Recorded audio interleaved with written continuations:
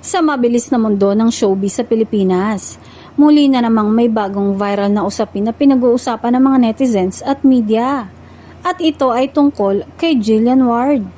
Ayon sa mga balita, may mga alegasyon hinggil sa sugar daddy na kumakalat sa social media na kinasasangkutan niya.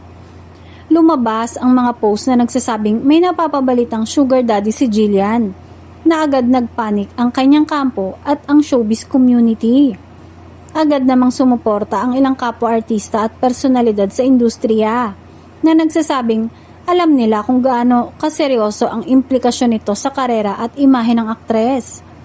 Sa kanyang social media at sa press, may ilang pahayag na hindi siya mananahimik habang kumakalat ang mga neglect at maling impormasyon laban sa kanya.